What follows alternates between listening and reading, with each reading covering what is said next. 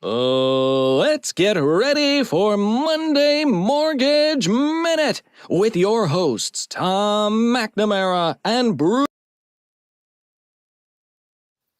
All right. Happy Hello, Monday. Bruce. It is Monday. It's our first Monday Mortgage Minute of the year. So happy New Year. Happy New Year to you too. A lot of things going on out there in the market right now. Yeah, I got to tell you, man, I kind of essentially took the last 2 weeks off, but I am raring to go this week, man. I feel like I need to get back into some sense of normality. You know what I mean?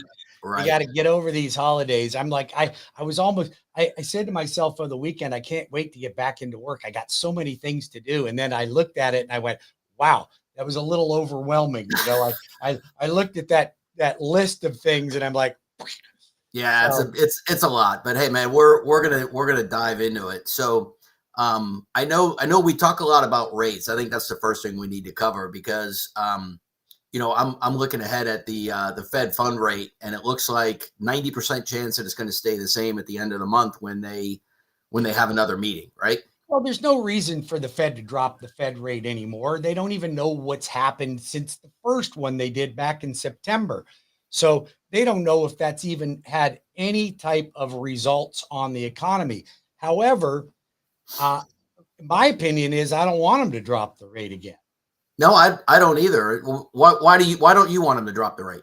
Oh, you want me to answer that question?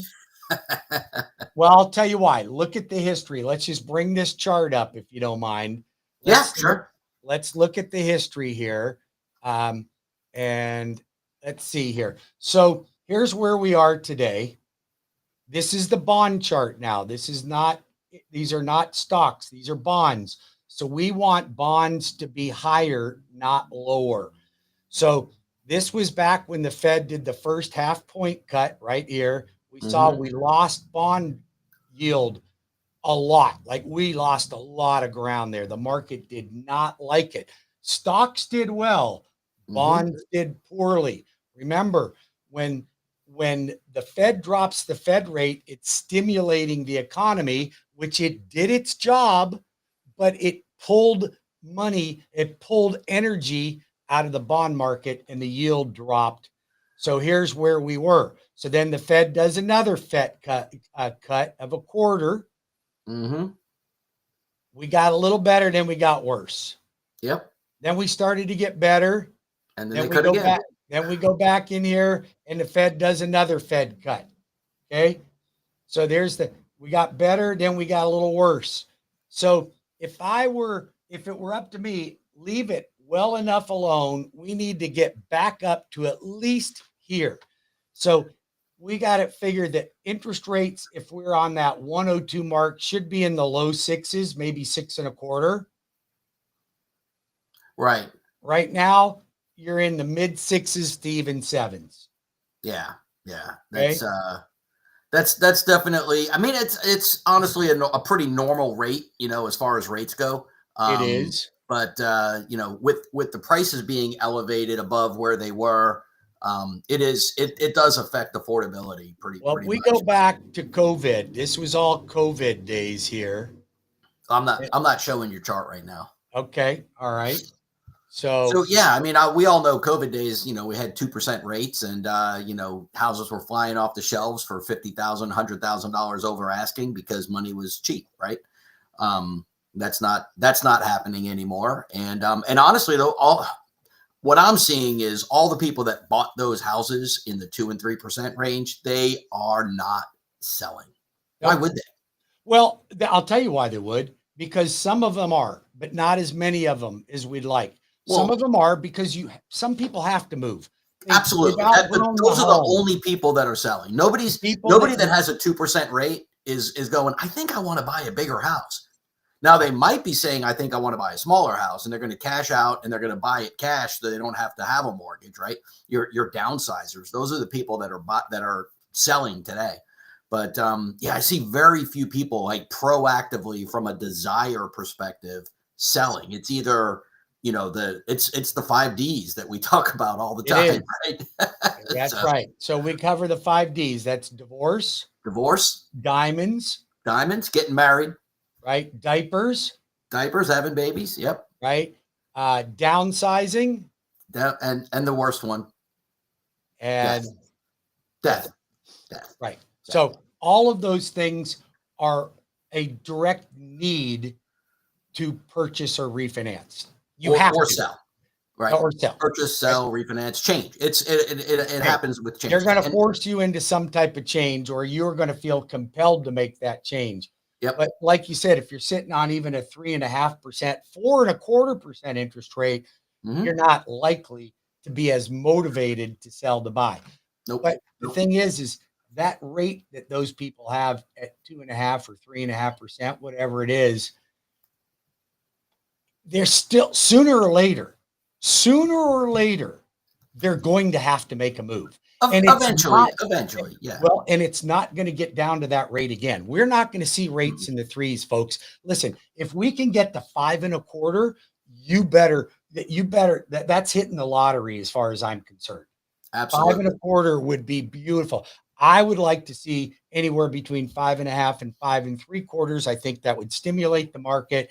But remember, that's double the interest rate that some people have on their homes right now. Now, I'm teaching a class on January 22nd in Winter Park, Florida, at the Ale House on Lee Road, live and in person, 6:30 to 8. Go to webringyouhome.com to register. But excellent. I'm going to show you how it might be possible for you to develop a portfolio of real estate and keep that 2.5% interest rate, turn that property into a rental property, buy another one, and continue to parlay that into new homes till you built up a portfolio of real estate. Folks, Bruce has done that personally himself, and he's taught many people how to do it. We're working together with a couple of people that are building out their portfolio, so it is real. I didn't sponsor that class with you, but I'm going to go ahead and make sure that I've got a lot of realtors coming to that class and bringing their clients. So if you're listening to this, and you want to register for it, it's open to everybody. It's a non-solicitation class. This is not for you to buy my CDs or 8-track tapes or subscribe to some crazy program. I'm just going to lay it out for you on how to do it. That's fantastic, man. It's a great class. I've been to it once. I'm going to be there again on the 22nd. So that sounds really exciting. Hey, I don't know if you saw this or not and what impacts this might have on the overall market in general, right? But did you see that like $46 billion worth of bad credit card debt was written off last month? Yeah. That's a lot of money. I think it was 56 billion. 56, maybe I'm off by 10 billion. By $10 billion. What's $10 billion in the grand scheme of things?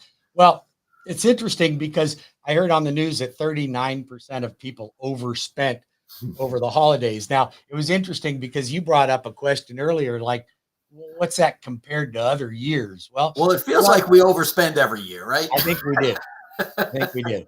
So having said that, that then brings up debt, refinance debt. Here's another reason why people refinance out of a 2.5% rate, because they got a low interest rate on their mortgage, but now they're overloaded with consumer debt. Yep. And they've got to get it under control. So I would bet you right now, 40% of my business today are refinancing people and trying to consolidate this debt. Wow. Now, I encourage you, if you do that, then get your spending habits under control. Gotta fix that spending. Don't become a refi churner. Lenders love you for that. They really do. But it's never going to get you ahead. You can't keep accumulating debt, putting it on your mortgage, accumulating it, putting on your mortgage, and expect that your life is going to get better at the end. What we ultimately want to do, and one of the things that I show you in this class, is how to become debt-free, including all your mortgages, by the time you retire. That's the way you go out.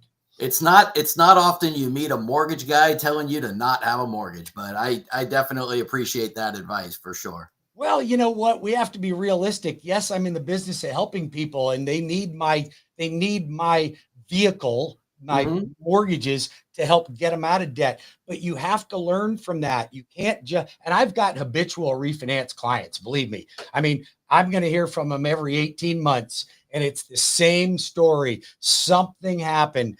And you know what? I'm always there to do your refi, but I'm always there to give you a lecture on how you should get that under control. Yeah. And I think I would be irresponsible as a professional by not sharing that information with people. Some people listen, some people don't. You can't help everybody. So if you are in over your head, you have a lot of consumer debt, you have equity in your property, now is the time to refinance.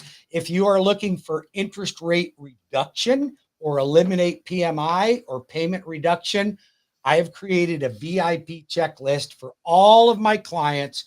I put them on a watch list. When that rate hits a certain level that's desirable to that client, we're in a position to lock it in. So if you're looking for a lender that's telling you not to refi right now, of course, only for payment reduction, debt consolidation, now's the time to do it. Yeah, absolutely. Bruce, we are over time. It's been a great session. I will look forward to many more this year. Yeah, I'll see you a little bit later.